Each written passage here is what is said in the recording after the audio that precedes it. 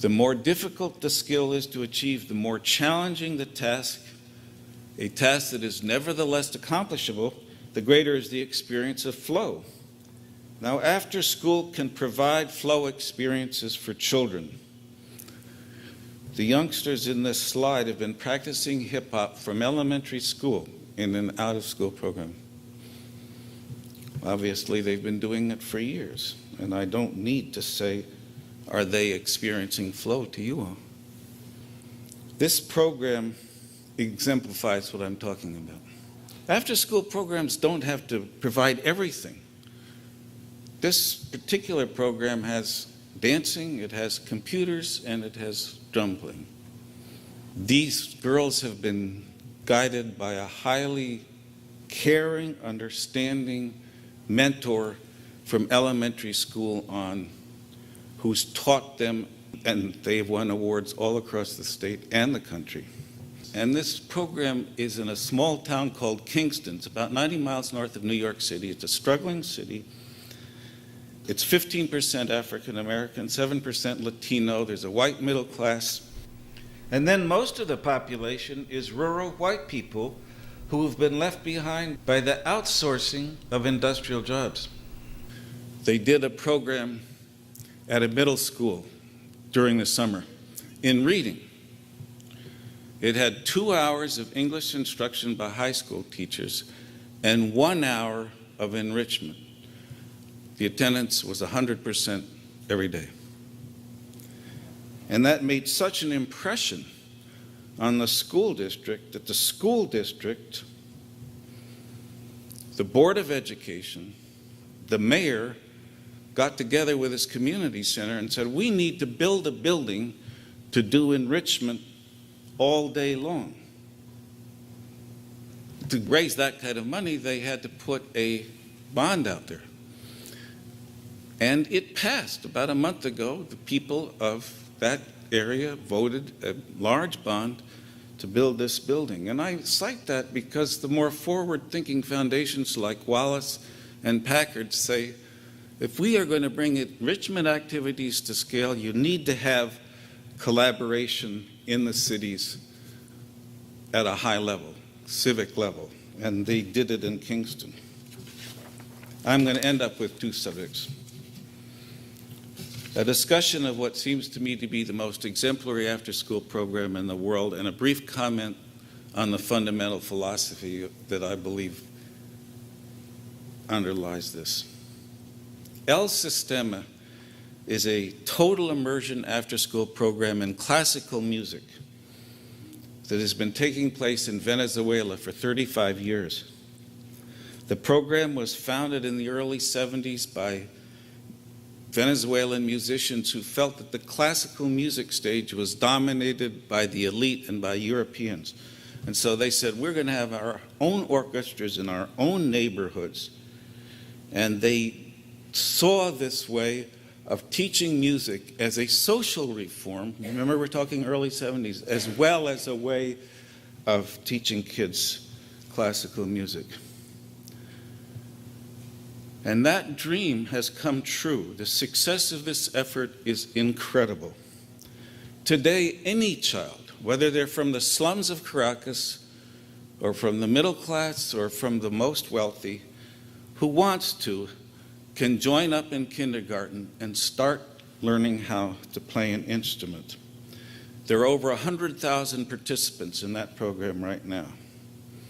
And El Sistema is recognized worldwide. This is the Simon Bolivar Orchestra. That's the highest level orchestra. It starts with little elementary orchestras, builds up. This is the one that is at the top. And in that picture, there are 12-year-olds playing music. They are being conducted by Simon Rattle, one of the eminent conductors of classical music, British conductor. Now, can you imagine that experience for kids? The reason this is so well known is that one of the graduates of El Sistema, Gustavo Dudamel, 26 years old, won worldwide competitions as a world-class conductor And he's coming to the Los Angeles Philharmonic next year, 27 years old. Now, clearly, with over 100,000 kids in the program, they're not all going to become professional musicians. They're not all, certainly all going to become world-class musicians, but that's not the point of El Sistema, and it never was. It's to let children, they begin by giving instruments to kids. If you're living in the slums of Caracas and somebody offers you a violin, that's an experience of its own. And then they're going to teach you. And then the kids grow to love their instruments. Those two girls, by the way, were in the previous picture. It's clear, and you can listen to them. There's a wonderful documentary about them from which these stills are taken. They love what they're doing. They love their instruments. They practice all the time. I wish I had a DVD player that can show you pictures of one of those girls walking through the alleys of the slums of Caracas, practicing her violin. And then all the community residents so proud for accomplishing what she did. Here he is, Gustavo, rehearsing a youth orchestra in downtown Los Angeles.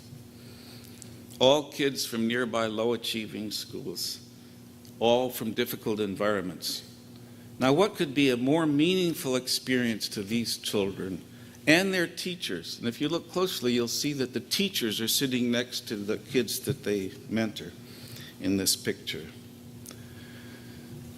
Gustavo truly fills a room with love, whether it's a small community center in central Los Angeles or Carnegie Hall.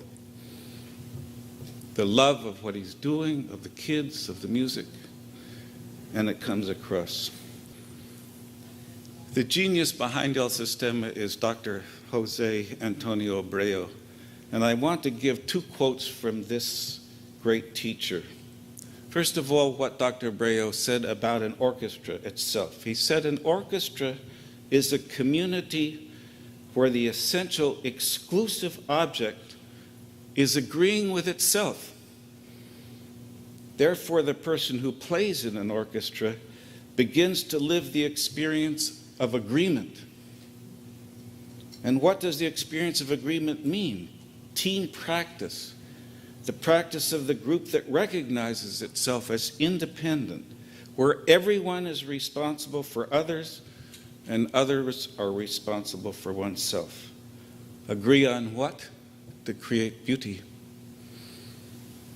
And on the question of why music is such an effective way, an agent of social development, Dr. Abreu has said, it is evident that music has to be recognized as an element of socialization, as an agent of social development in the highest sense, because it transmits the highest values, solidarity, harmony, mutual compassion, and it has the ability to unite an entire community and express sublime feelings. I end with this on the wall of that community center in Udaipur, where we began the talk, from the eminent Mexican novelist Carlos Fuentes. We've seen how the imagination of children, the indigenous imagination of children, their mentors, their teachers, expresses itself both in discovering, learning, teaching their own culture, the world around them, imagining what they could do, and that this, as Fuentes says, is theirs. They already know how to do it. It's their natural culture. And I've also stressed how if we let them, our children will look at these other cultures and learn from them and even imitate them, as we saw in a number of slides. Our children are not about imposing our culture on the other cultures. They're about sharing and learning with them.